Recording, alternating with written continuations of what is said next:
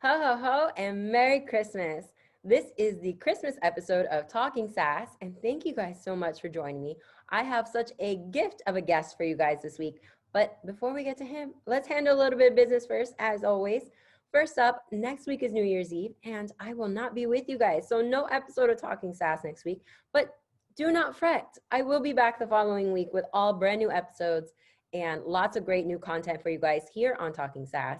So don't forget to subscribe and make sure you don't miss a second of Talking Sass in 2021. Now, speaking of subscribing, don't forget to check out my patreon.com. There's lots of great content there for you guys. So make sure you subscribe, patreon.com/sassysteffi. And also you can go and you can find me on social media, and that's Sassy Steffi on Twitter and Instagram. And if you don't follow me, what's up with that? That, of course, is leading into our guest this week for Christmas. It is the one and only Hurricane Shane Helms. And you know what? I have so much that I could say about him, but I mean, do I really need to? Plus, I get into it in the beginning of the podcast anyway with a little introduction there. So here you guys have it, Shane Helms.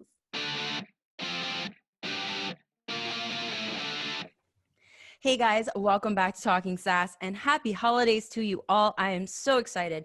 As my gift to you, I wanted to bring on a guest who is completely badass. He has competed in every single solitary big company you can name. He's been wrestling for almost 30 years. He's the longest reigning cruiserweight champion of all time. He's a podcaster and an all-around great guy. So guys, get ready and stand back because there's a hurricane coming through. Thank you for having me on your show. It's about time. I should have been the first guest. You know, I wanted to start off with somebody I knew, and I started off with Nevaeh, who's at Impact Wrestling. Yeah. And she's one of my best friends, but I was like, you know what? I'm going to try to save Shane for a big episode and Christmas. I thought that was the perfect one to have you on because everybody's going to love it. And, you know, people are busy at Christmas time. So I was like, I want to have a nice big guest on, somebody that people are going to want to listen to, even when they're sitting at dinner with their families and their friends and giving out Christmas presents. Okay, well, since there might be families listening, I'll try to keep it PG. No promises. You know how I am, but I'll try. That's okay. I know what I'm getting myself into. Now, first off, I want to talk about obviously this is pre-recorded. So not that long ago, you posted that you have competed or been a part of every single major company. And we're talking, I wrote them all down because I didn't want to miss one. WCW, WWE, ROH, Impact, AEW, and then I wrote down NWA and ECW because you didn't even list those ones. Yeah. I mean, is there anybody else in the world that has done that other than you? I think there might have been a few people that have, but they did like enhancement stuff or things like that. That was the one category I never did. My strange career, I never did a developmental territory. And I never did enhancement matches or anything like that. So when I worked for those companies, it was under contract or as, you know, a guest due to name value. So, and that doesn't mean good. That doesn't mean bad. Like being and doing enhancement work isn't bad at all. It's part of a lot of great people's journeys. But it wasn't mine for whatever reason. But yeah, you know, NWA, I did do ECW kind of, sort of, because I had like they did a weird house show run with the indie company in Florida that I did. I'm talking about the original ECW. Mm-hmm. And then, of course, when the WWE ECW version on, I think it was the Sci-Fi Channel at the time, I was definitely a part of that. But there are some fans that don't consider that ECW, even though it, without a doubt, it was. Just because the company changes ownership doesn't mean that that's not the same company. Right. But I did just kind of leave that one out for whatever reason. But it's been I've had a wild ride. It's been pretty crazy. Yeah, well, like I said, almost 30 years. Next year will be 30 years because you started in 1991 as a 17-year-old kid coming up in North Carolina. Yeah, you know, I actually got involved in the industry in 1988 when I was 13. 91 was when I had my first wrestling match. 1990, I was a referee, and I don't know if you saw it, but I put up a picture on Instagram not too long ago of a referee with the Rock and Roll Express. And I was either 15 or 16 years old in that picture. Yeah, you had a nice 80s big blonde hair going on there. I saw that picture. Yeah, the mullet mania was running wild back then. So It's crazy because like I saw that picture, and if you wouldn't have said that was you, I would have had no idea that that was you at that time. You were Really? so, yeah, because I Yeah. mean, you were scrawny at that time. I mean, Yeah. most 15-year-olds are pretty scrawny at that time, but still. Yeah. Well, when I had my first match I was 16, I was still wrestling in high school, and I was wrestling 125 was the weight class I was in. Oh, So that's then I so had my first small. pro match. Yeah. Yeah. I'll never see that weight again. Oh Not, man. Well, I would expect a normal man, well, not exactly all normals, because I mean, you see some of the guys on TV now, they're probably 135 or yeah. I mean, maybe Yeah. not 125, but they're Yeah. probably like 135. There's some pretty small guys out there in the business nowadays.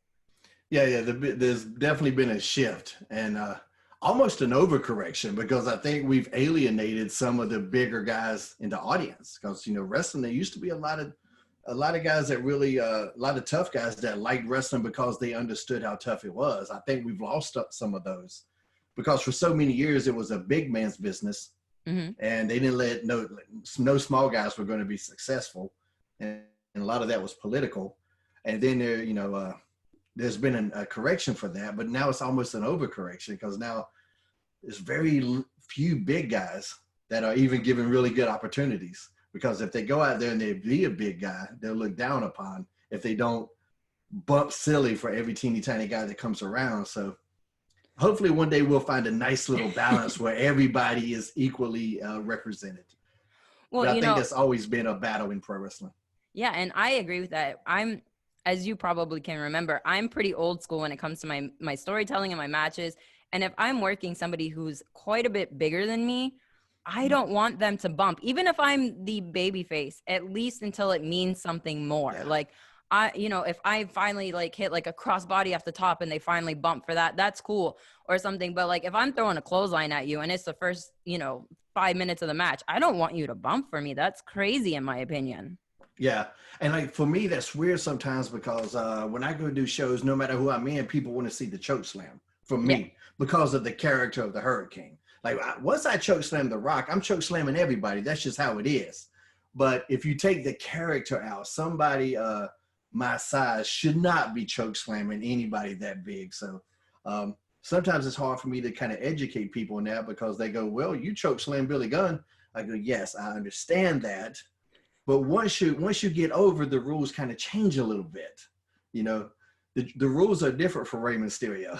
He's super small, but we all gonna bump our ass off for Rey Mysterio. That's just how it is. If you get over like Rey, I'll bump for you like that. Until then, we got to navigate those waters. It's a very unique business that we're in. Definitely. But I mean, you doing the choke slam, I mean, you're doing it as the Hurricane. You are a superhero. I mean, that's to be expected. I mean, you take that a bit further, like, obviously you choke slam The Rock, so you can choke slam anybody at that point. Yeah. But being a superhero, I mean, maybe not the Big Show, but I anybody else, I would say is pretty much fair game. I'll tell you, it started with the Big Show. And here's why. I think I've told the story a few times, but it's been a while. Johnny Ace was the agent for that match. Mm-hmm. And he wanted Paul to gorilla press me, Big Show Paul, throw me, and like I land on the top rope on my feet. And I was going, what? Like, I wasn't sure I could do that. I'm pretty positive I can. And I was just like, Johnny, wherever he throws me, I'm going to land. I can't really fly. That shit's a gimmick. Wherever he throws me, I'm going. And so I'm trying to get out of doing that spot. So I know that Big Show's going to gorilla press me. I said, what if I drop behind and I try to choke slam him? And I only came up with that because I didn't want to get thrown on that damn turnbuckle. And then Big Show, like, if Big Show wouldn't have liked the idea, it wouldn't have even happened. But if you go back and watch that first time, Big Show's selling of it is what made it, because I grabbed him and he was just like, what the hell is this little motherfucker doing? Oh, can I say that? Yeah, sure. It's the internet. And so I grabbed him, and then he even let me throw the arm over, and he lets his arm flop over like a fish, and his just expression is what gets it over. Because he's like, this motherfucker here.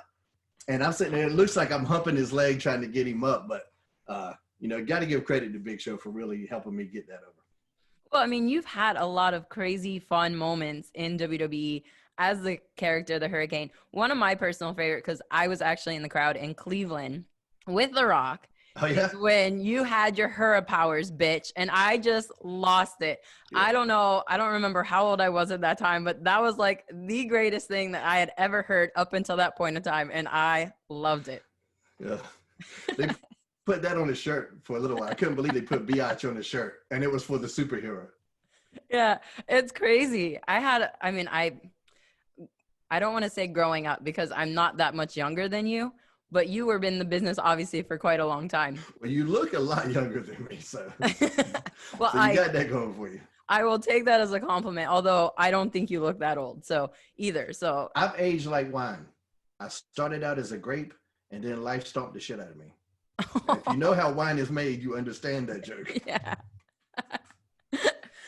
But I mean, you just had like this amazing career, especially with The Rock. I mean, I would love to talk about this because you guys did so many skits, and I think that really just took your career to a whole nother level at that point in time. Yeah, that was one of those things that was really organic. You know, it was only going to be the first night. And for anybody that's heard me tell the story before, I apologize for the repetitiveness, but I mean, it was one of the highlights of my career. So people ask about it a lot, but it was only going to be that first night in Toronto. We were going to do that backstage skit, and then there was going to be a battle royal later that night, and we were both going to be in the match. And so we did the skit, and I felt that it went good, but you never know. Right. And so after the skit's over, I'm walking to the locker room because I got to get ready for this battle royal. I get stopped 50 times before I make it to the locker room. Everybody is just like, bro, that was next level. That's top guy. They was just like, everybody's going crazy about it. And I'm like, okay. Because, you get so caught up in the moment. Like, I can't really sell what he's saying. I have to stay the hurricane. I can't be the fan when, I got to put over some of the stuff he's saying, but I got to put it over as me. If I get lost in the moment, I'll pop, you know what I'm saying? Because we were both saying really funny shit, so you got to be careful not to pop. And so I was like, okay. I was like, man, so that was a good sign. And then the battle royal happened that night. And The Rock throws this guy out. He throws this guy out. I feel like Maven was one of them, and then somebody else.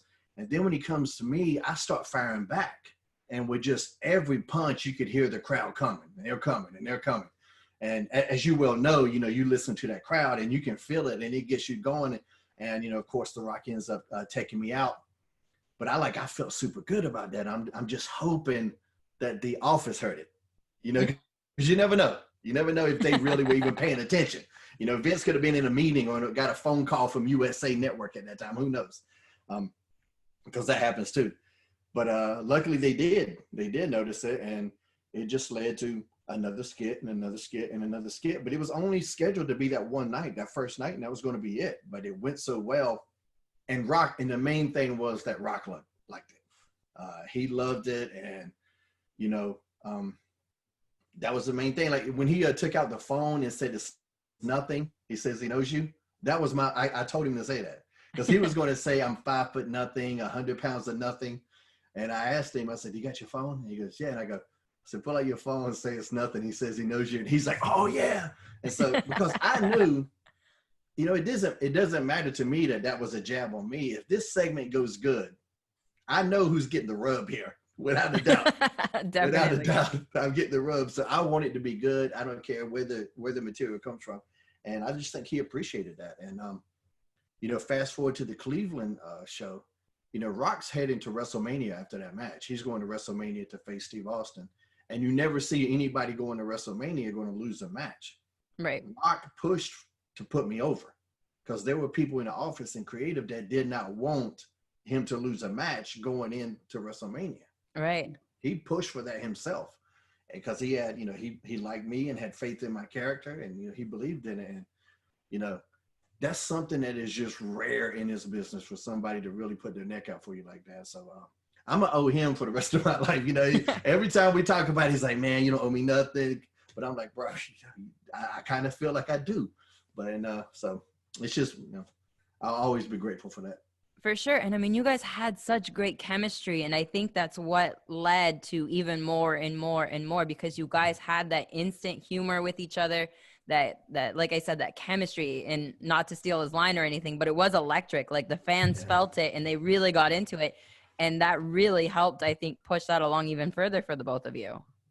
Yeah. I mean, when you get that kind of natural chemistry, because it doesn't always happen. Like sometimes you'll go back and forth with somebody, and you can tell when it's a stinker. We as performers, we know when it's not good.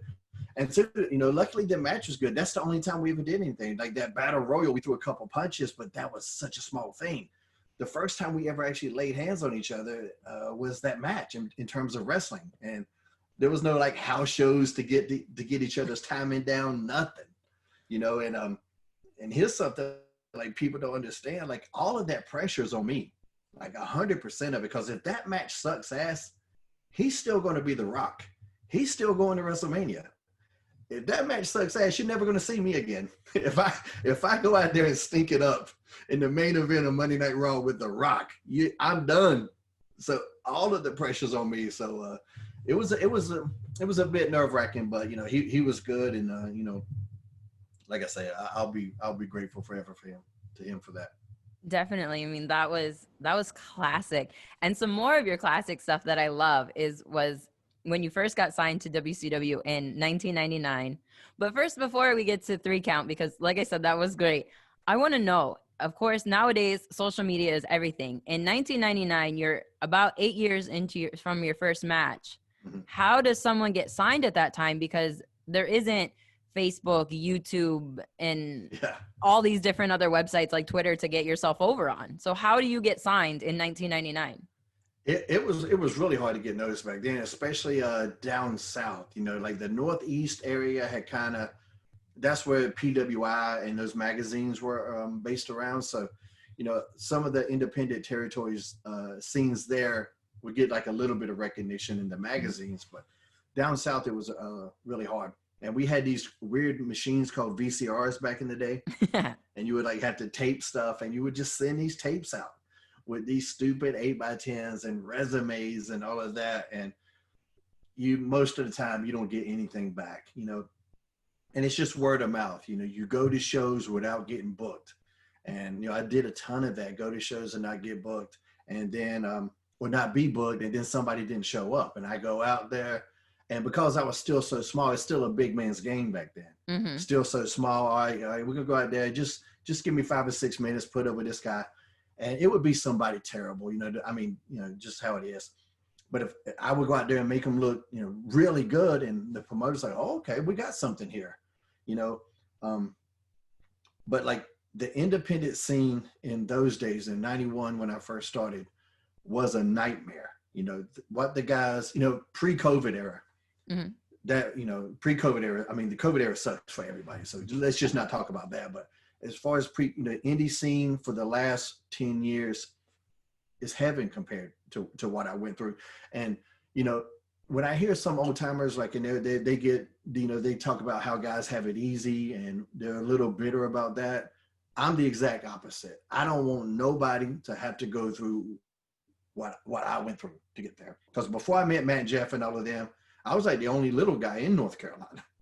And all of these big guys would try to fight me all the time. It was just one train wreck after another. And like, they would agree to shit in the locker room, Steph. And I was like, okay. I was like, we're going to go out there and have a good match. I go to lock up. They would kick me in the belly, start trying to fight me. And the next thing you know, I'm punching the shit out of them because I'm not backing down from nothing. Size, it doesn't matter. The redneck Shane Helms is a real thing. And it will come out. And by the time I met Matt and Jeff, my independent name was Kid Vicious. And so by the time I met them, they'd heard about me. And they thought I was like this little shooter that wanted to fight everybody. But because of a couple of things that happened to them too, they realized that, no, it was just me fighting back. It wasn't me starting any of this shit. But it was me going, okay, you might beat me up, but you're going to know my name when we're done. By the end of this fight, you're going to know who I am, and we can do this the easy way, the hard way. And so, yeah, like the independent scene back in those days was rough. And but like I say, around 95, 96, I think was when I met Matt and Jeff. And, 96, 97, like WCW, their cruiserweight division really started to take off.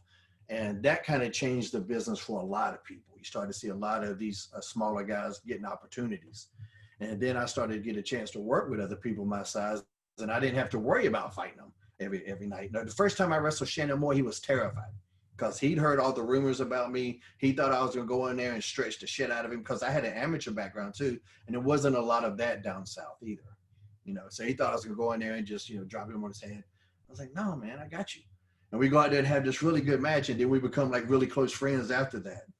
And, but yeah, crazy. Yeah, because it is a totally different world. Even from, I got started in 2007, and the way the world is just in these last, not quite 15 years, like 13, 14 years, it's changed dramatically. So, you're doubling that for your career. So imagine, the differences. Because like when I came in, there wasn't a lot of women professional wrestlers on the independent scene. You had your few that were at ROH that were really good caliber women that you could look up to, your Sarah Del Rey's, your Daisy Hayes's, your Allison Dangers, and so on. But like the girls on the independent scene that weren't there were kind of, okay, am I going to get hurt because this girl's dating this guy and she didn't really train and all that kind of stuff. So, but that has changed. Some of the girls I saw in the early days were nightmares. And like, I caught a little bit of flack for this because a couple, I feel like it was like maybe 2 years ago, I put out a tweet about something, and it was in the midst of the women's revolution. I was just like, back in my early days, there was nothing like this. Like the women, they just weren't that good. And people thought I meant my early WWE career. So they thought I was talking about like Lita and Trish. I'm like, no, you don't understand. I was in the business. So I went to WWE in 2001. I was in the business 10 years before WWE. I'm talking about the indie days. And it would be and it was a novelty. Mm-hmm. And so some of the girls didn't even have the opportunities to train. So it wasn't necessarily their fault, and promoters would say, hey, she's a pretty girl. Just put her in there. Hey, just go do something. Nobody will care. I'd seen those conversations and I'm like, man, you can really get hurt doing this. People that are trained get hurt all the time. So untrained people have a greater risk of getting hurt. And so it was an unfair environment for women to begin with, because they didn't have nowhere near the opportunities. And then if they did, it was like, just go shake your butt a little bit. Like I saw those conversations happen. And so, around that time when I started to see, when I first met Amy, and you started to see a different level of not only talent, but the number of women being involved, because it's just like anything, just give people a chance. If they suck, okay, hey, we tried. Yeah. At least give them a chance. And, so it's been really cool. Like you see it in MMA as well, like how good women's MMA is, female MMA is. Just like, sometimes that's way better than the men's. Actually, most of the time, they go out there and kill each other.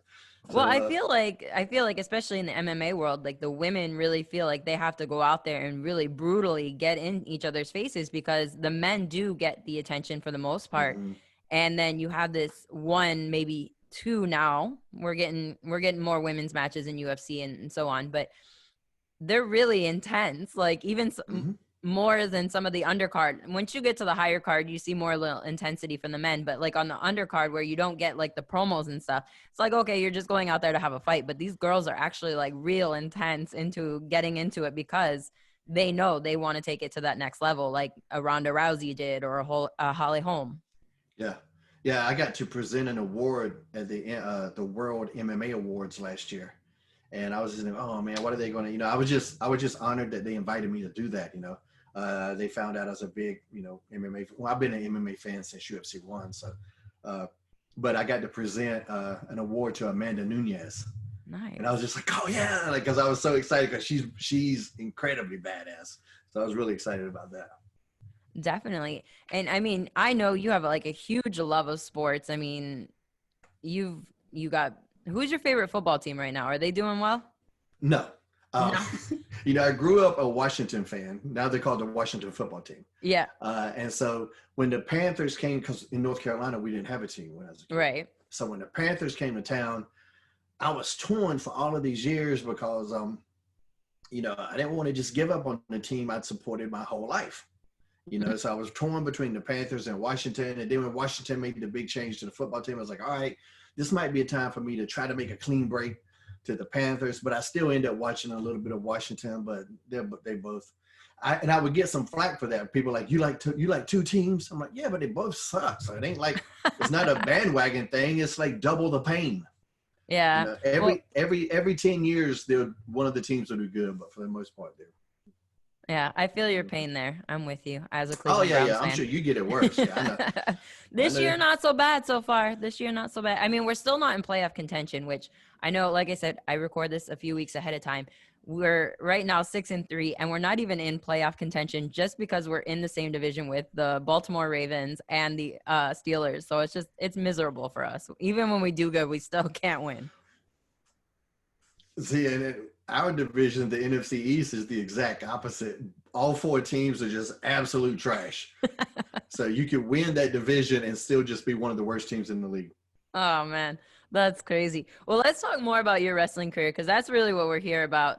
And so, like I said, in 99, you went to WCW, and I was the biggest boy band fan in the world probably in 1999 with NSYNC, Backstreet Boys. I even loved Hanson. I loved the ones that no one's ever heard of. Like, well, not that no one's ever heard of, but the ones that were like on the lower scale, like BB Mac and stuff like that. So when you guys came in as 3 Count, I loved it. I know you guys were making fun of it. It was a whole parody thing, but I still enjoyed all of that.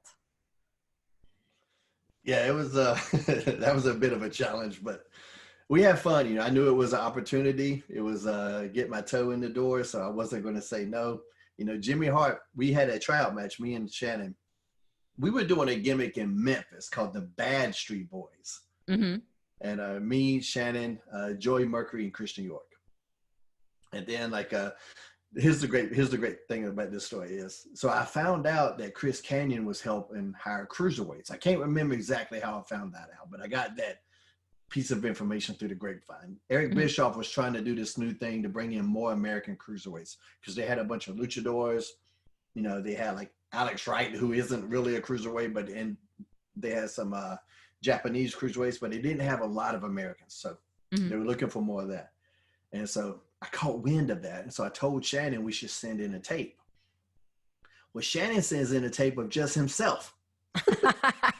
Little motherfucker. We've been teaming for months. And he sends in a tape of just himself. But it was all right. And Shannon's tape, Shannon really couldn't wrestle at that point, you know. But his highlight reel, his high spots were just incredible, you know, because Matt had made us all like music videos, highlight reel music videos. Yeah. And Shannon is just like, and this was, like I say, 99. And so you didn't see a lot of the stuff that you see in every match now. You didn't see it quite as much back then.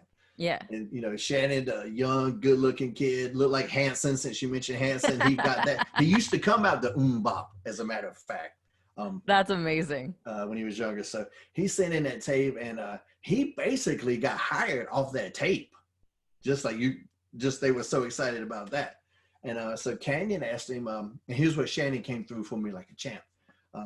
Kanyon goes, is there anybody else, you know, you can suggest? And he's like, yeah, Shane Helms. He's one of the best around here. And so they brought us down for a tryout match.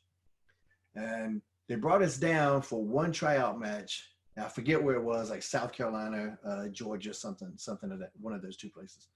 But that was the Monday after Owen fell. Owen fell on a Sunday. And so Bischoff wasn't there. So we did this match, this dark match, whatever, but Bischoff didn't even see it. And so I went home and I didn't know what was going to happen. You know, it was like, I'm not going to call and bug him, you know, after that, because he had, you know, all the reason in the world not to be there. So I didn't know what was going to happen. But then I get a call like Thursday or Friday, and now they're going to fly me down. Somebody must have saw it. So they're going to fly me to Houston for another tryout match, me and Shannon. And I'm sitting there going, man, they're going to fly us in for a tryout match. You know, normally, you know how local enhancement matches work. You got to drive there. It's got to be local. So I took that as a good sign. And we get there, and we're going to work Kaz Hayashi and Blitzkrieg in this new dark match. And me and Shannon are going over. And I'm sitting there going, well, that's pretty odd. Yeah. Yeah. And so we go out, we do the match, we go over. I walk through the curtain, and they offer me a deal right there. And I was going, was that easy? I should have done this shit years ago. Where do I sign? Just let me know. And so we did that, and we did it was either that night or no. Let me back up. The week before we did the Monday and we did the Tuesday. They did like some kind of tapings for Saturday night or something. They did some kind of other thing, and we had a match. And SEMA was in the match. I remember that SEMA from Dragon Gate. That's SEMA. And after it was over, Jimmy Hart came over to me, and Jimmy, 3 count was his idea. And so Shannon was dressed all raggedy because Shannon was in his grunge look for whatever reason. He's just, Shannon. Yeah. He just does his thing, and it works for him, But I had on nice clothes, and I remember Jimmy goes, "Can we get some clothes for your partner?" And I'm like, "No, he has clothes. This is intentional." He goes, "Okay, baby. He goes, "Well, can y'all sing?" And I go, "Yeah." I was saying, I didn't give a shit why he asked me. "Yeah, can you dance?" "Oh, yeah. And so he goes, "Well, I got this other kid." He goes, "You 2 guys will be the workers." Imagine that. And he goes, and he told me the idea, and I goes, yeah, sounds great. I was down for. I was just saying, yeah, yes, sir. Whatever you want, I'll be there. And that's kind of how it happened. Well, that's a story. Not that story, but that's what I hear from a lot of people. Whatever they ask, just say yes and learn it as fast as you can. Like I remember, I think I obviously haven't talked to Santino, but I think Santino didn't even know Italian before he went over, but they're like, "Can you speak Italian?" He's like, "Oh yeah, no problem." I think I heard that on a podcast somewhere. So then he goes over to Italy and has to speak Italian to, get out of the crowd and wrestle and then become the IC champion. I'll tell you, when they even better when they brought that Huracycle to the building, Vince goes, "Can you ride this thing?" And I go, "Yeah, I'd never ridden a motorcycle in my life." And the second he walked away, I was like, "Yeah, somebody's got to teach me how to ride this." Who taught you how to ride it? One of the stunt guys there taught me how to ride it, but it had the sidecar in it. The sidecar was attached to it, so it was kind of like a 3-wheeler, so it was a little easier than just a regular. But yeah, I was like, "Oh shit!" And later on that day, like if somebody's in the car, it's real easy. If somebody's in the sidecar, because then that evens out the balance. Yeah. But if nobody's in it, that fucker will turn over. Like if you turn, like if the sidecar is on your right and you turn right, that damn thing will pop up and it'll dump your ass. So you got to be, it's tricky.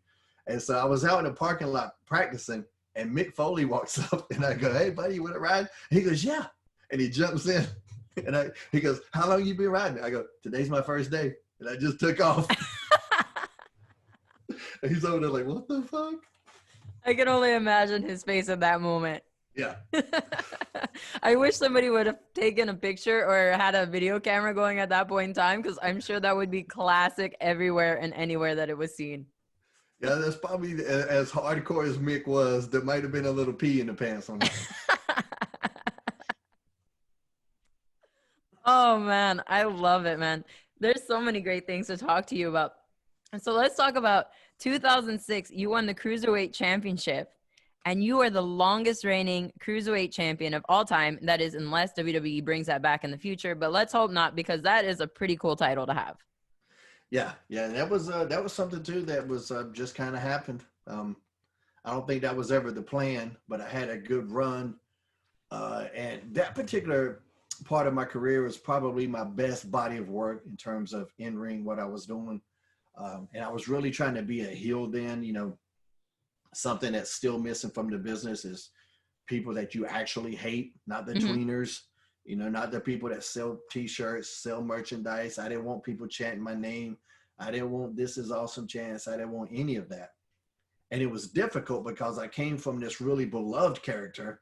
I didn't really have a good heel turn. I just got to find ways to make people hate me now. And but it was good. It was a good run. And it just came a point too where, I'm working, I'm wrestling the heavyweight champion. I'm wrestling the United States champion. I'm teaming with this guy for the world tag team titles. The whole time I got that cruiserweight title. So it was visible. It was more visible, I feel like, that year than it was for just about anybody. And, tried to bring a lot of relevance to it. And then there came, and I tried to lose it. There was a couple of times I'm like, man, this is, we need to get some interest around the title. I wanted to lose it to Jimmy Yang. I wanted to, I suggested bringing in different people. I tried to get Generico hired. I tried to get Austin Aries hired, a couple other people to bring in to challenge me for it. Because there was a point when I felt like I beat all the other cruiserweights at least 15 times. So I need new challenges. Yeah, definitely.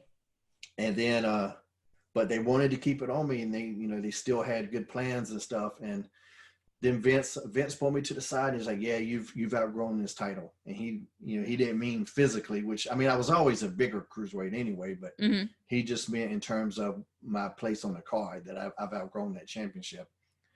And there were other plans in the work, and then I broke my neck and I went, then you had a big, then I just disappeared.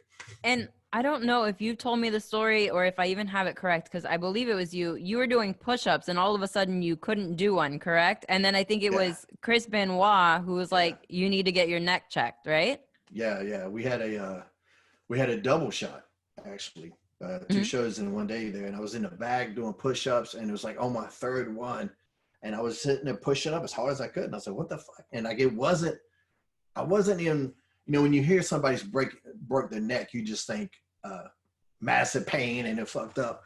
Yeah. I mean, we're always beat up. So for me, and I remember I was really in bad shape at that time because I was just achy, but I thought it was just because I hadn't had a break. I wasn't a guy that asked for time off. I was just working, and I had a bump heavy style. Even as a babyface or a heel, I'm a guy that bumps, And so I thought I was just beat up. I mean, and I was, but I thought it was just, wrestling beat up. So like I say, I'm doing push-ups. I don't know about that third or fourth one. I can't really push up. And it's like, man, what the fuck is this? And I'm sitting there and I start to like try to flex my tricep, and it won't constrict. My tricep won't get hard. And I'm sitting there going, what the? And Benoit just happened to be there watching me. And he always chewed these little coffee stirrers. Like he drank like 1,000 cups of coffee a day. So he always had these little coffees gimmicks in his mouth. And he's just like, it's your neck. And he said just like that. It's like, it's your neck. You need to get your neck checked out. And so I wrestled. No, we had the double shot the next day. So I wrestled that night twice the next day. And then we got TV in Baltimore. And I remember like the last match on the one night, it was me and Chavo they put me and Chavo in a 2-on-1 against Kane.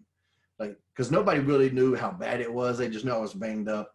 And Chavo was like, I'll do all the work. And I was like, all right, man, appreciate it. But then I got out there and I was just having these thoughts. I'm like, man, if this is going to be it, I ain't going out on this apron like no little bitch. Which is so stupid, this macho ass. You know how we are. And so tag me in. He's like, no. And like I tagged in and I just went in there and started bumping all over the place like a damn maniac. If that's how I was going to go out, I wanted to go out on a good performance. Yeah. And so now TV's in Baltimore and they've scheduled 2 MRIs for me. One for my neck and one for my back because they really don't know what's happening here. So they do my neck. So I had to do 2 MRIs back to back. If you've never done one, it's fucking annoying anyway. Yeah, very claustrophobic. Yeah. You are? No, I'm saying I've never had an MRI, but I've seen it. Like you're tight. Oh, I can fall asleep anywhere. So I fell asleep in that damn thing.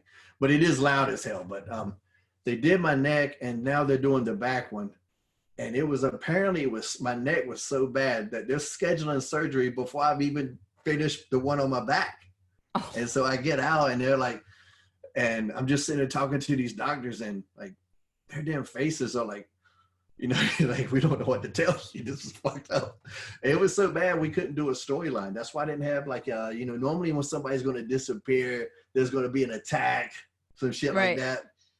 They couldn't risk anything. They were worried about the flight because the best surgeon in the country at that time was in San Antonio. Okay. So they're worried about the flight there. Wow. Any kind of turbulence, because my vertebrae were about to sever my spine, was what had happened. My vertebrae was so fucked up, they were going to sever my spinal cord. And if your spinal cord severs, you either die or you're paralyzed. That's generally what happens. Neither one of those things sounds good. No, neither. But I couldn't drive from Baltimore to San Antonio either. I'm like, that shit will kill me, And so we did the flight, but the surgery went good surgeon. And, but then I was just gone. I came back. It took 18 months to come back. Well, I mean, if you are that badly injured where your spine might be severed, if you continue the way you're going, to come back in 18 months, that's got to be nothing short of a miracle. Yeah. I mean, it's one of those things, this business beats us to death, and I try to tell younger talent, like every bump you take hurts you, whether you feel it or not. Because for me, there was no one traumatic thing. It wasn't like I took a power bomb to the floor. It's just years and years and years. Years and years of just shoulder tackles, years and years of just drop toe holds, years and years of these easy bumps, but they all do damage on a micro level, and it just adds up. It adds up over time. So that's what I say. Every bump hurts whether you feel it or not. You might not feel it now, but there'll come a day when you're going to feel every fucking thing all at once, because they could tell by the shading that my neck was broke for at least 4 months. Oh my goodness. And so that 4 months, I'm one of the most bump heavy talents in the business. Yeah. And I'm on every show. I'm on every house show, every pay-per-view, every TV. I'm out there bumping my ass off.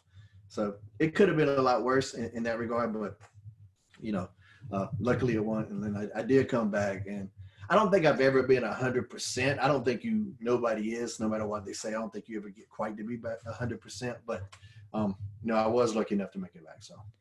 Well, that's an amazing story and a testament to how well you keep yourself in shape. Because obviously, if you're not taking care of your body for the majority of that time, I mean, obviously you didn't know you had a broken neck for nearly 4 months, but you're keeping care of your body, meaning your body is going to be able to, heal faster. You're taking care of yourself, meaning you're getting probably the rest that you much needed at that point in time too. I was trying, but I was a wild child at that time too, though. So who knows what all factored into it. That was the time of my career when, I was in that Ric Flair horseman mode where I'm going to go out. And it started in the Hurricane days when I really popped. I was just going to go out there, have a good match. And I was going to go to a club or to the hotel bar. And I wanted to have a fun night too. And so I had a rock star a couple of years around that time in my life. So that could have factored into it. Who knows? Right. Well, speaking of those rock star styles, there's been a couple of times where we've been in the same vicinity at the same time, and we've had a good couple nights. One of my favorites is back at WrestleMania 30, and hopefully you remember this. We're all out on Bourbon Street, me, my husband, Karen, your wife, and we went to a strip club together, and we were having a grand old time. I remember something about that. The alcohol was flowing quite a bit there. Yeah, I know we missed our flight home there. Oh my gosh, really? Yeah, because we stayed out, and there was a time when we looked at our watch, and like our flight was like at 7:30 or something like that. Yeah. And it was 6 a.m. and we're still out on Bourbon Street. Like, wait a minute, we haven't packed. And so, we didn't make that one. And at that point, it was just like the hell with it. Yeah, exactly. And it's so much fun, WrestleMania weekends. But that one in particular, every single solitary wrestling person, fan, broadcaster, whatever, is all on the same street at the same time, having the biggest amount of fun that they could possibly have. Yeah, we had that one was a highlight when I remember like just having that. What was that? The club did my Karen make it up on the stage at some point? Yes, she did. Yeah. I think at that point, I think they asked us to leave at one point because I think she was making more money than anybody else in the bar, and she wasn't even taking off her clothes. She's that's nothing. She does nothing like that. She just gets up there and starts dancing. Great. You guys are such a blast. And another story. I have, like I said, I told you earlier, I have 4 personal stories that I wanted to share just because I love them. So it doesn't quite go along with that, but I want to know if you remember this story because this night was so funny. We were both working the CWF show in Burlington, North Carolina, and we're upstairs in the locker room, and we're buddies with the guy that runs it, Jeff, and he gets called away because somebody had called the cops because there was a black man being attacked, and that was Eric Royal. Do you remember this at all? Do I need to jog your mind? No, I don't remember this. Okay, so we're all upstairs and we're all, doing our thing, watching the show if we can.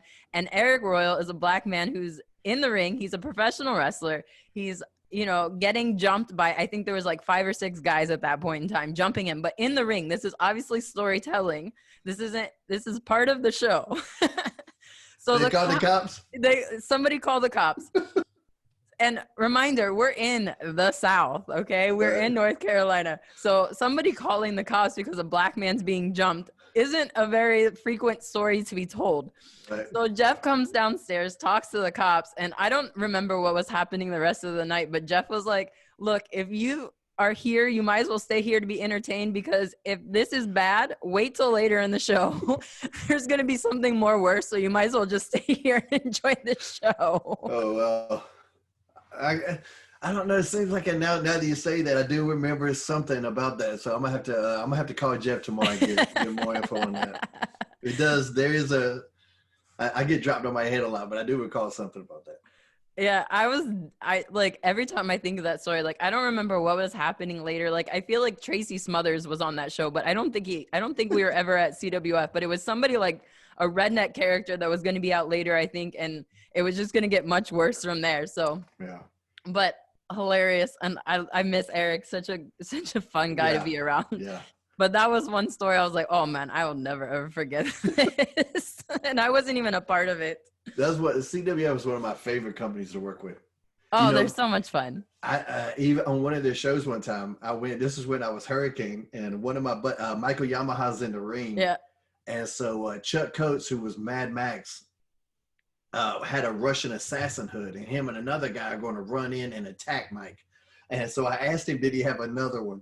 And so I put on a Russian assassin hood and ran out there and was attacking Michael.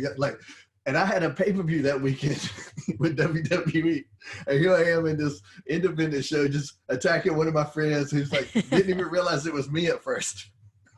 And none of the fans knew. That's the great thing about masked characters, especially one like that. You can just go in and do whatever you want and nobody's none the wiser. Oh, that's ridiculous. So another story that I have to share with you, and I don't know if you'll remember this one. We were doing a convention out in LA. Okay. And I think this is right around the time I first met you and Karen, and you guys were so nice, so warm and open to me, even though I was like, I still have the dark hair, so I remember that. So this is probably my second or third year in the business. And you guys invite me to have dinner with you at the hotel. Okay. And then I'm still starstruck at you inviting me to dinner, because I'm like, oh my God, it's the Hurricane. But I'm trying to keep my cool. And then it just so happens that Edge is in LA, and this is the hotel that he's staying at, and you see him checking in. Yeah. Wrestle Reunion. Yes. And he is the World Heavyweights champion at the time. And he didn't even know that convention was going on in that hotel. He had no idea. Yep. So you go running after him, and he's like, why are you even here? So then you tell him there's a convention going on. And you invite Edge to come over and sit with us for dinner. So again, I'm 2-3 years in the business. I'm already popping in my head because I'm having dinner with Shane and his girlfriend. And now you're bringing the World Heavyweight Champion over. And I think SmackDown was taped at that time. I think even SmackDown was playing in the bar, and I'm just like, I am living my best life right here. That was a fun weekend. I wrestled.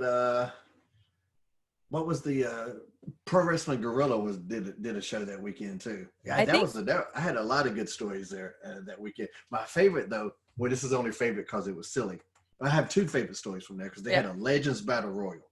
And so I was going to wrestle as because when I left WWE, I was going to try to do something new that wasn't Hurricane. So I had taken off the mask, and I was called I don't remember what it was, but it was something where I was trying to just be myself, but I had a red version of my costume on. Mm-hmm. Yeah, but nobody smarted me up that PWG would like hate WWE guys. Mm-hmm. Some weird shit, it's so weird because they're an indie friendly company. And I guess my story, because I didn't really glorify my indie story. So a lot of people still don't understand what I went through. But in terms of paving the way for indie guys, I don't think many people paved the way as much as I did. So if they'd known that, maybe they wouldn't have turned on me as much as they did. Right. And so I was like, but whatever. So and the guy I was working with at the time, I was just like, well, let me just be the heel. And he's like, no. And I'm going, what the fuck ever. But anyway, I get through the match. And it was fine, but not one of my favorite matches of all time, but it was fine. And the idea was that later on in the night, I come out as Hurricane in this Legends Battle Royal. And so I go to the promoter and I was like, fuck that. I'm not coming out as Hurricane. I'm still coming out as me, but play my hurricane music. Mm-hmm. And I was like, because these motherfuckers ain't working me. You know, I'm working them. That's what's going to happen. And so they played the stand back music, and I was called Supernatural Shane Helms was what the name was.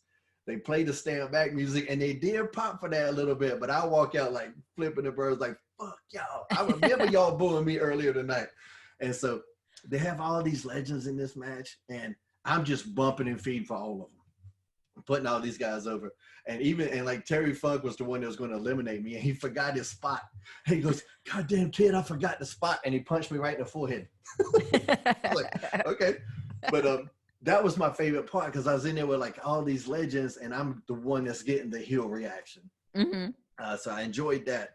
But also my favorite, like from a personal standpoint, moment is DDP was there, and I had this bottle of water that Karen had put vodka in for me because I didn't want little kids to see, because I'm done working now. I'm done. I'm off the clock. Yeah. It's time for me to have a drink. And so I put vodka in this water bottle, and DDP's over there sweating like a damn, he's just sweating like hell. And so I look at him and say, "Hey man, you need some water?" He goes, "Yeah." And he turned that shit up and got about 3 huge gulps. And that shit burned him all the way down. He's like, "Proud." That's fantastic. I about killed his ass. Oh. And then later, we went from there to the bar. So that was that same night. Yeah, definitely. I remember I had a lot of great personal stories that weekend too. The Legends Battle Royal that you mentioned earlier in the day, when I was a kid growing up, Papa Shango scared the crap out of me. It like, I would have nightmares over him. Yeah. And he was there, and he dressed up as Papa Shango, and I got to have my moment where I got my picture of Papa Shango. I was so excited about it. Was he in that Battle Royal? Yeah, he came out as the Godfather. Oh, okay.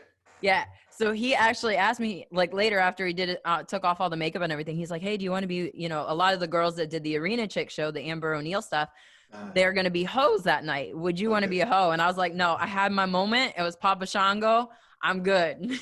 Now I kind of regret it, because I'm like, oh my God, that would have been a blast to come out as a hoe. But still, you know what I mean? It was just like, I had my moment, like that whole weekend for me was like, oh my God, this is the best thing. Like, how did I get myself into this situation? Because I'm around all these people that I absolutely love. When Matt did the Halloween Hardy special or whatever that's on the WWE Network, yeah, he had Papa Shango come out, and like that's the only time I've ever seen it live, him as Papa Shango. And so I was in the ring just watching him come out, and Brad Attitude was like, look at you marking out, because I never saw it. I was just like, oh, because I loved him too, and I was just like, oh, yeah, Papa Shango. I got a good host story if you want to hear it. Yeah, go for it. So, do you know, you ever met Molly Holly, Nora? Yes, I love her. We actually did a show, you and her, on Remix in Ohio. Oh, okay, yeah. So I can't remember shit. That's then I will remember random stories like this out of nowhere. So we were doing a personal appearance together, Hurricane and Mighty Molly, and so we went baggage claim, and I saw a limo outside, and I said, I'm gonna go ahead and go out to the limo. I said, "You good?" And she goes, "Yeah," because she wasn't somebody you could carry her bags. Because I would say, "Hey, you need any help?" No.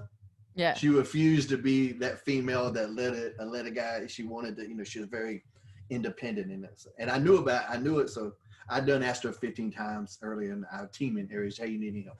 So I'm going out to the limo.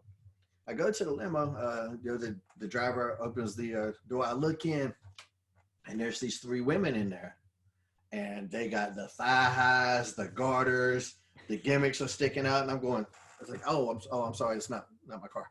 And they go, "Are you Hurricane?" And I go, "Yeah." And they go, "No, this is your car." And I'm going, what the fuck is going on? And I go, and then I look back and I see Nora coming. And for those of you that don't know, Nora is super religious. Super religious, yes. And so I'm looking at her and I'm looking at these women, and I just go, and here's what I could have warned her. But I didn't. I just go, this is going to be good. And so I just get in the car, and then she gets in, and she's just so confused, and I'm confused too. We don't know what the fuck is happening here. And then I go, "Oh, you're the Godfather host." And they go, "What?" And I go, "Oh." And I said, "Y'all not with the Godfather?" And they go, "No, we're with the radio station." the radio station that booked this appearance had sent these girls to be with us because they were pro wrestlers going to be there. So I don't know. And it was it was like a rock station or whatever. And these were the rock girls. And I'm sitting there going, I just put my foot way down my mouth because I just called them hoes, right? But Nora is a professional. She goes, oh, well, what we do is we hire these beautiful actresses to portray themselves as hoes for a character on our show called The Godfather. So she really saved me in that aspect because I totally just insulted the shit out of her. But I didn't. It was from I was just naive. I didn't know. But then we get to this appearance and, you know, Hurricane and Mighty Molly, we got a bunch of kids. And we got these women in thongs hanging out. Now, if it was just Shane, I wouldn't care. But I'm sitting there going, we got to get these women out of here. This is, you know, I got like 5-year-old little boys and girls walking around. I can't have these women out here. So we end up having a shit cam. Oh, man, that's a fantastic story. It was I could have warned her too. That the funniest part with me was the part I remember the most was looking at her, looking back in that car at those girls, and then saying, fuck it. Oh, such an asshole. Oh, man. So I see, speaking of you've had a lot of partners within the wrestling business. And I noticed the wall behind you. You have Rosie, I see there. You have Ric Flair right above your shoulder as well. And I just want to point out, because this also leads into one of my stories, right above my head, somewhere in this general vicinity, you watch over me in every show that I do, because that show, we actually brought you in here in Montreal, because when my husband met you, he's like, oh my God, he met you at New Orleans when we were there. Okay. So we go out to the strip club. He's like, this is the coolest thing I've ever done. You know what I mean?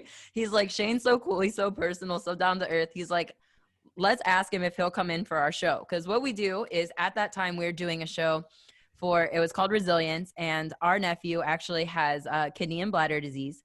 And we asked you to come in to do a benefit for the hospital. Then not all the money, but the majority of the money was going to be given to their nephrology center and help build the nephrology center, which obviously our nephew uses quite frequently. So you being the awesome person that you are, and I don't know we get to hear about your stories, these funny stories, the sarcastic, the fun, but I don't know if we ever get to hear like just the good nature Shane that you are. So I want to put this story over big for you, because I just couldn't believe it. It's such an amazing thing. We ask you to come in for the show and we're like, what's your price? You know, what do you need? Let's do this. And you're like, yeah, of course, I'll come in. All you have to do is fly me and my girl in. And then, you know, I'll do this and that's it. And we're like, okay, great. You come in, you work the show. It's my husband, another guy, and you in a triple threat match. My husband's out first, and there's a heel in you. And then you bring in my nephew, who I think at the time was like 8 years old, and you actually have him pin the heel guy, which was so cool. He was so nervous. He obviously didn't know this was happening. My nephew was like, what is going on? Like a deer in headlights. So sweet. And then at the end of the night, you end up giving us half of the merchandise that you made that night. You gave us half that money to give towards the hospital. And I mean, Shane, I thanked you then, I thank you now. And just your good nature and the way that you've always treated people around you is just amazing. And I just want to thank you so much for that. Thank you. I appreciate that. You know, yeah, you don't really, good news doesn't spread as much as bad news. If I'm an asshole to somebody, now you'll hear about that all day long. But I mean, you guys were great. You know, it was anytime you can give back, I try to do as much as I can, so I don't know. I don't even know what to say. See, here's why I get speechless. I don't know how to take those kind of compliments.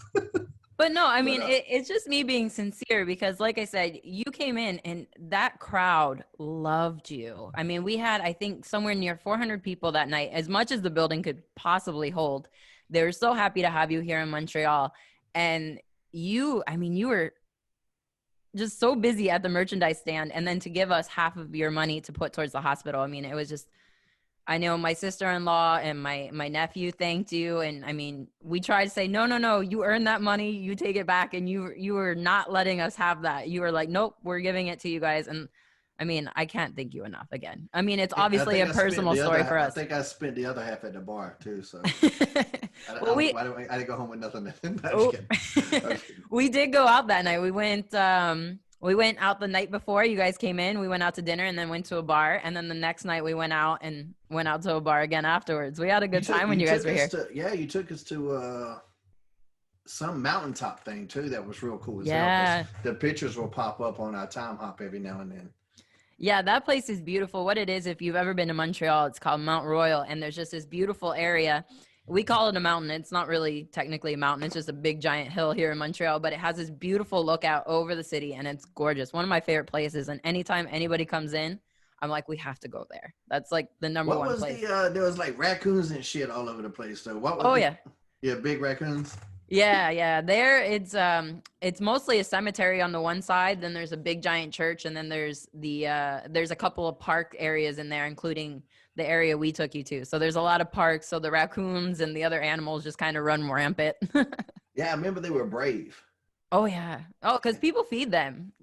There's signs saying don't feed the raccoons, because obviously raccoons are not the easiest animals to get along with, and they're pretty vicious. So they say don't feed them, but a lot of people still do, or they get it from the trash cans or whatever, who knows. But I definitely am not getting close to a raccoon unless someone has one as a pet, which I've had friends that have had those. Those are different because they're more timid, but out in the wild, I'm A-okay. Yeah.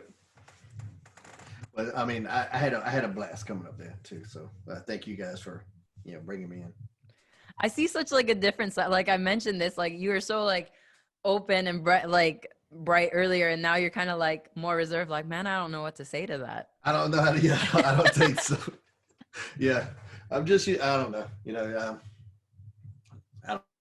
I get like Ric Flair. You know how Ric Flair cries all the time? But yeah. If you get sentimental, like I try not to cry, but I always gauge it by Ric Flair. I go, oh, Ric Flair cries all the time, so I'll be okay. Yeah, definitely. Yeah. He's someone you can gauge it on for sure. All right, then we'll switch the question. We'll switch the situation. Tell me something bad I did, and I'll get back. No, actually, because I told you earlier, I do research on everybody that comes on my show, even if I know them. And one thing I actually didn't know about you is that you were a stuntman for David Arquette in Ready to Rumble. Yeah. I had no idea. That was so awesome. But then again, it's been years since I've actually watched Ready to Rumble. But how was that working with David Arquette? That was before he came in for WCW. So how was that? It was great, because they needed, Canyon was a stunt coordinator on that. And me and Canyon became friends right away. Mm-hmm. And initially and Canyon was going to need an assistant on the show to help choreograph the wrestling scenes. And this was in pre-production of the movie. In a movie, they don't let you go out there and just do whatever the hell you want. They need to know with camera, lighting, sound, all that shit, what's going to happen. And so, anyway, so I got that gig and was going to go out there. And it's supposed to be just like 3 weeks. 3 weeks of me and Canyon putting together what each guy was going to do, this, that, and the other. And they figured out that just training a stuntman to wrestle was going to be difficult. So they just hired me to be David's stunt double as well. So it went from like 3 weeks to 3 months I was out there in LA. And I just had a blast. It was crazy. They paid me stupid money most of the time I wasn't doing anything. Once we got past the choreography part, I just had to be on set, and David would want to do a lot of the stuff. And they would have to say, Dave, we got insurance on you. We can't have you get hurt. And that's when they bring me in. I was expendable is what stuntmen are. Stuntmen get no fucking credit for anything. And, but it was, me and Dave are friends to this day. We would text each other all the time about stuff. He's always been cool like that. We went out to meet him, and he was married to Courtney Cox at the time. Mm-hmm. They took me out to dinner a couple times. And we've just maintained that friendship all these years. God, that was 1999 when we filmed that. Yeah, and I mean, it's hard in the wrestling business to have friendships actually last that long, because people come and go and forget about you, or, stuff happens, you lose touch. And for 30 years to be friends, that's quite amazing. Yeah,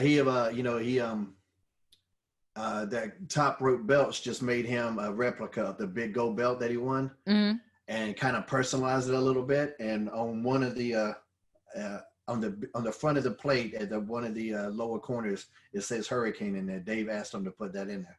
Oh, that's so sweet. That's so nice. See, again, I'm getting all you know. I don't But like it when people are nice to me. I'm not used to it. It's the thing. See, that's what it is. I'm just not used to it. I'm used to people being assholes, and then I have to be one back. I'm not used to people being nice to me. But yeah, that was a blast.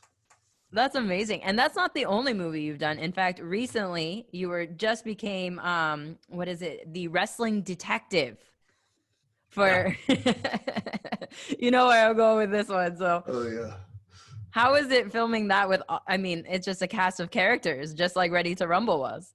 Yeah, I showed up. They kind of they wanted me to be a detective. Well, first of all, there was a slim chance that they were going to get Dr. D. David Schultz on this shoot. Ooh. And so when I was talking to Gallows about it, I was like, oh man, well, you got to let me do the Gregory Helms thing, because they wanted Hurricane. Mm-hmm. Everybody wants Hurricane. Nobody wants fucking Gregory Helms. And I was just like, and all Gallows knew was he wanted me to be a part of it. And so when I was talking to him, I was just like, well, who else is going to be on the shoot? And he told me that they might get David Schultz. I was like, oh my God. I said, you got to let Gregory Helms do something with him. Because David Schultz, if you don't know, is famous for slapping a reporter. Mm-hmm. Do you know that story? No, but you could tell it if you want to. Because I'm into famous story, Dr. D. David Schultz. There's a reporter named John Stossel. You can Google this. John Stossel worked for fucking 2020 or somebody like that. Big time, and goes up to Dr. D. David Schultz and goes, well, what do you think when people say wrestling's fake or something like that? And David Schultz slapped the fuck out of him. Boom. So I slapped the shit out of him. And but it kind of cost David his career. He kind of got blackballed after that. It was a real big deal, but he was legendary because of it. So playing off of that, I was just like, man, you got to let me do the reporter gimmick with David Schultz. He doesn't know I'm a reporter until the end. Then he finds out I am. And my idea was we go off with him choking me, somehow. But then they couldn't get David.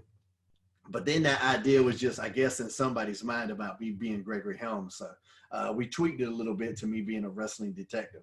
And it was just fun because I got there and they were just like, okay, so what do you want to do? And I'm like, what?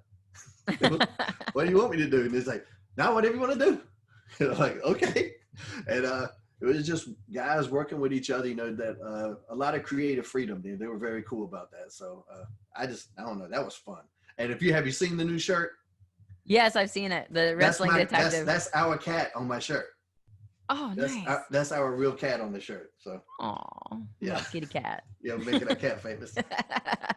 Well, I mean, there's other people who do it too. I mean, if you follow Natalia and TJ, two paws more than any other cat in the world. And I think I just saw today, I think Alita has an Instagram page for her dog because she does all this traveling. Yeah. And her dog, I think, has its own Instagram account. And I can't remember the exact wording, but the dog is bragging about being more places than everybody else. Like, I've been in more places than you or some shit like that. It looked very cute. That's fantastic. I love, I put my dog over. He has his own Instagram too. So obviously my dog hasn't been more places than anybody. He's only been here in Ohio. Right. Oh, hold on. My microphone just kind of pooped out there. All right. I guess it came back. So I'll say that again, I guess. So I have an Instagram for my dog as well. I mean, he hasn't been everywhere, but he's cute and I can't help it. So I have to put him everywhere. Yeah, yeah. But that's cool that your cat made the shirt, though. Yeah. Yeah, I thought it was. Well, I mean, we did the. It's a parody of the Ace Ventura shirt. Yeah. And I think it might have been a dog on his shirt. It's almost exactly. It's almost the exact pose. Yeah. Yeah. So I mean, by design. I mean, that was obviously that was the gag. So yeah. But then Karen goes, well, why don't you put Woody in there? Woody's the cat. And so she found me a picture of Woody, and he wasn't in the shot. Yeah. The Pro Wrestling Tees took his picture and superimposed it with that. So. Oh, that's fantastic. Yeah. Oh man. That's one of the things too. Where I got to talk to these guys. I got a weird request. Can you put my cat on my shirt? I know I'm a grown ass man, but here's what I need. I need you to put my little cat on my shirt. And now because of that, Woody is going to have his own Instagram page. You got to get that started. Yeah. Yeah, Mr. Woods. Well, we had one for our other cat that passed away. And, Yeah. That's too hard. Yeah, we had to put that cat down, and it was one of the saddest days of my day. I never had to do that before, and I don't envy anybody that's ever had. I didn't think that was going to be that hard. That was fucking heartbreaking. It is. I had a cat right before I moved to Montreal. Actually, I put him Yeah. down. He hacked up part of his lung one day, and it was Uh, just, oh, it was awful. He was in so much pain. I just couldn't do it yeah. to my poor cat. I was like, I know, okay, Yeah, it was. sorry, I Yeah, love it you. wasn't. When you say, I wish there was a better term. You put them down. I don't know what. I mean, Yeah. euthanizing sounds just as bad. But yeah, Molly was in she was in organ failure, and everything was starting to shut down. It was having to do it, and it was just fucking heart wrenching. I've been to funerals for human beings that didn't affect me as much as putting that little cat down. Well, I mean, you think about it, your animals are literally with you whenever you're home. I mean, Yeah, sometimes like my dog, we take him a lot of places with us, but it's heartbreaking when a pet crosses because it's so close to you. Like you guess you don't realize how much you rely on that animal for like some emotional support sometimes too. yeah. So then it comes to that point and you're just like, oh, this is just the worst feeling in the world. Yeah, I know, because sometimes I'll catch myself making fun of these people with these emotional support animals, and then I remember how bad my heart broke when we lost Molly. So yeah, it's a real thing. I mean that attachment, human attachment to each other and animals and stuff. It's a real thing. We Oh, don't know what it definitely. is. We just call it attachment, but there's something deeper there, I think. Yeah, I think so too. I mean, you like animals, in my opinion, can always feel when you are at your worst, and they're Hmm. always there to cuddle you and take, Hmm. like, not necessarily take care of you, but be that support that you need at that moment if you don't have anything else, that can help you. So I Yeah. love it. And like, I've heard these stories about like when, some people with some kind of handicaps, like let's say you have epilepsy or something, like the dogs know how to like lift your head up so you Yeah. don't like Yeah. choke or go into a seizure and hit your head or Hmm. whatever. Like it's crazy. It's like you said, much deeper. Yeah. Yeah. I Amazing agree. what animals can do. Look at us. We're covering all kinds of stuff. We are. And speaking of covering all kinds of stuff, you also have Highway to Helms, which we haven't even got to talk about yet. I mean, like Yeah. I said, so much stuff to talk about with you, Shane. So you've been doing the podcast for quite a while now. I mean, not consistently all the time, but Yeah. one thing I do want to thank you is the last time you were in Montreal as an agent for WWE, you're like, oh, you're on your podcast, Highway to Helms, and you're like, oh, I was just in Montreal. Hey, Sassy Steffi, like in the podcast. Okay. And I was like, oh man, that's the coolest thing. Like you didn't have to put me over like that, but that was awesome. I actually enjoy. I'm one of those few people that enjoy putting people over. There's such a weird thing in our business that when people get to a certain level, they think they can't. They feel less than if they put somebody over. They don't want to be a mark for anything. They don't want to be a fan for anything. That's never been me.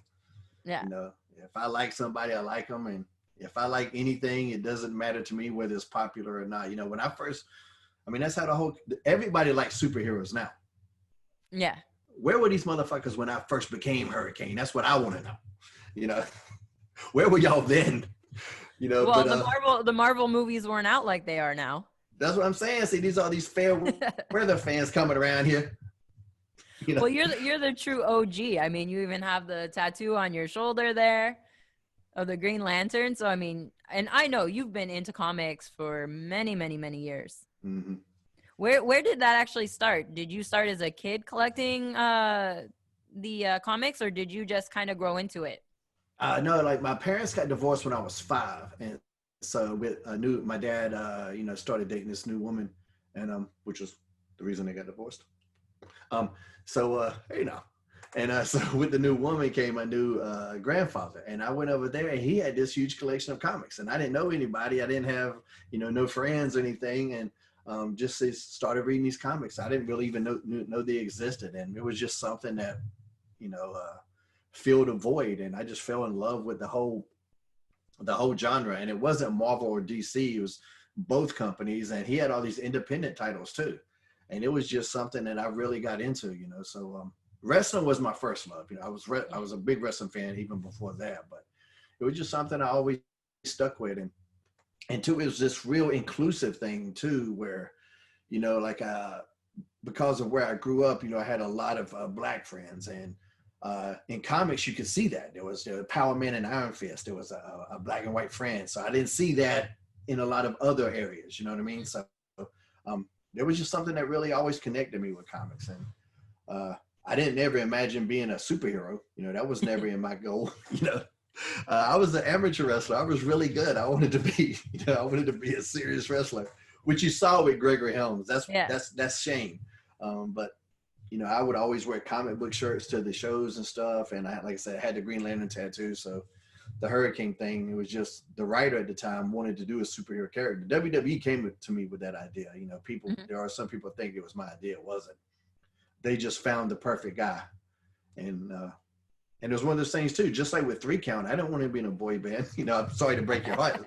That's all right. I grew up on hip hop. I don't know shit about the Backstreet Boys.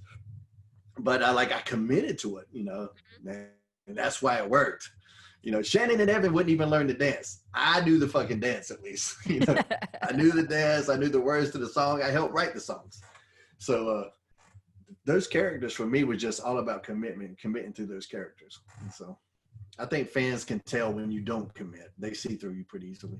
Oh, definitely. And I mean, you could tell, especially with the Hurricane character, that you were just having the time of your life. Yeah. I mean, we can go back to, some of the stuff that we talked about earlier with The Rock. I mean, when somebody's having a good time, you can tell. And when they're having a good time, it's just going to outshine everything else that everybody else is doing, because maybe they're not having as good of a time as you were. Yeah, and it's one of those things too, like I knew there was going to be limitations with that character. That character, they never were going to let that character win the world title or anything like that. Gregory Helms could have been in the conversation. Hurricane was never going to. So yeah. I wrestled with that a lot. I wrestled with that, knowing that. But like you said, at the same time, I'm having the time of my life. Whereas in Austin, this is one of the things that really brought me and Austin together, as and we've been great friends ever since. But I did this podcast, I can't remember how many years ago, but he was just like, he goes, "You always were a happy motherfucker." And I said, "Yeah." I said, "You top guys were fucking miserable." I said, "I never let nobody get to me." I said, "I never let it get to me." And I'll tell you, here's a little piece of advice, free advice for people listening.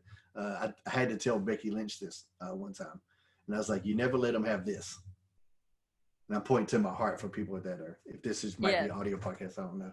I said, "Wrestling will fuck with your head. Because anything you love, it'll fuck with your head. Mm-hmm. And it shreds your body." I said, "But they can't have my heart, because my heart is mine. Nobody can have that but me." And so that's just kind of, if I love something and I'm having a blast, that's just what I did. And I loved being the Hurricane. So even though I knew there was going to be some big limitations in terms of success, and it's such a weird business, we put guys in the Hall of Fame because they were scripted to win a world title, even if they fucking sucked. Yeah. Because I get those questions. Are you going to be in a Hall of Fame? I don't know. I know I'm way better than a lot of people that were in there, but I don't want to have those thoughts either. So I don't, if it happens, fine. If it don't, well, I'm still good either way. Here's a great question that I'll ask then, because I asked this, I just recently had on Jimmy Corderas, and I said, when and if they induct him into the Hall of Fame, who would he like to induct him? So if WWE approached you and said, "Shane, we'd like to put you into the Hall of Fame," who would you like to have induct you into the Wrestling Hall of Fame? Man, I wish Canyon was still alive. If Canyon was still alive, it'd be him hands down, because, if it wasn't for him, I wouldn't have got hired in WCW. And so it'd be hard because maybe Matt Hardy, just because we were so close, and we still have been, for so many years. Jimmy Hart might be another consideration, but Jimmy's more associated with Hulk and stuff like that. So I'm sure Jimmy would do it for sure, but I'm not sure how many fans know of our connection. So probably Matt. That's a great answer. And speaking of Matt, I had this rolled down, but I didn't know if I was going to get to it. The Elite Deletion match. Yeah. The line that Matt said, the long-term storytelling, was maybe not the pop of the night, but it was for me. That was fantastic. Like, Matt, what the hell happened? Long-term storytelling. I was like, yeah. I love it too because we were hinting at it for a couple weeks about how I'd been kidnapped, and people thought I was talking about because was working for WWE and like hated the job or something. But I'm like, no, I got kidnapped on this damn House Hardy Halloween thing, the thing with Papa Shango I was talking about. Yeah. And so it was such a great line, and I don't know. And two, I got some good texts from people at AEW like that were in the crowd, and they're like, "Man," I said, "the crowd popped the second you came up," and so you always want to hear stuff like that. So that was a lot of fun, And that water sucked ass. I do want to say that. I did. Oh, I can imagine. Yeah, they cut away from it, but like I went in the water, and then Matt and Sammy were fighting for like 20, 25 seconds, and I was just floating in that water. And I didn't like, man, are they going to stop? Because I can't take much more. Like, I can't breathe under here, But we had a blast. And that was so much fun. Oh, I can imagine.